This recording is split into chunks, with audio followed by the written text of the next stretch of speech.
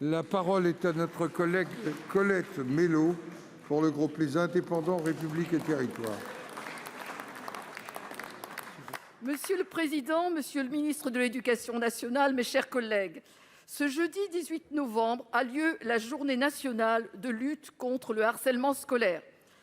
Entre 700 000 et 1 million d'élèves en sont victimes chaque année. Derrière ces chiffres, une multitude d'enfants et d'adolescents font face à des insultes, des menaces, des coups, un stress permanent qui parfois mène au pire. Derrière ces chiffres, ce sont d'autres enfants qui se permettent, en dépit de toutes les règles du savoir-être, en dépit de la loi, de commettre des actes intolérables. La récente mission d'information sénatoriale dont j'étais la rapporteure propose des mesures concrètes pour endiguer la violence à l'école. L'une d'entre elles vise à faire du harcèlement scolaire une grande cause nationale pour 2022. La protection de la jeunesse à l'égard de toute violence mérite cette mobilisation générale. Quelle est, monsieur le ministre, la position du Gouvernement sur cette proposition ? Nous devons ériger des remparts plus efficaces contre la violence à l'école, développer une culture de la bienveillance, du courage et de la protection dans chaque établissement scolaire. C'est le sens de l'expérimentation du programme phare, dont j'aimerais connaître, monsieur le ministre, le bilan. J'aimerais également savoir combien d'établissements sont engagés dans le dispositif depuis sa généralisation en septembre dernier. Frances Haugen alertait le Sénat la semaine dernière sur la brûlante nécessité de renforcer le Digital Services Act. Nous devons mutualiser nos moyens pour obliger les plateformes à protéger leurs utilisateurs en investissant dans la sécurité et la modération des contenus, afin de rendre compatibles technologie et démocratie. Dans le cadre de la présidence française de l'Union européenne, est-il envisagé d'inscrire ce sujet parmi les priorités portées par la France ? Pour vous répondre, la parole est au ministre de l'Éducation nationale, de la jeunesse et des sports.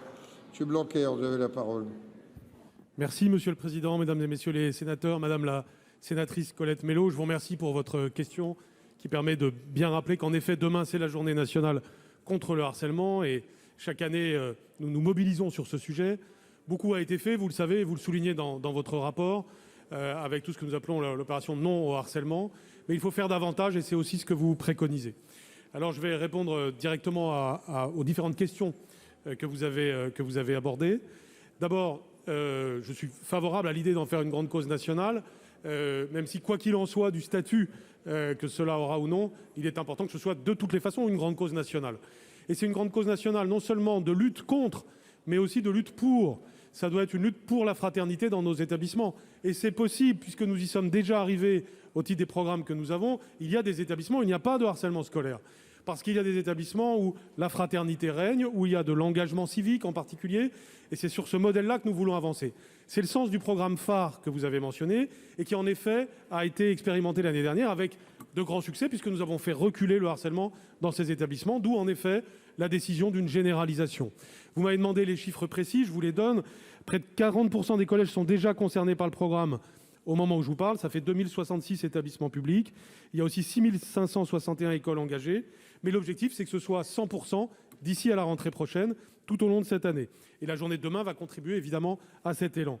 Ça fait 20 660 ambassadeurs collégiens contre 10 000 ambassadeurs l'an dernier.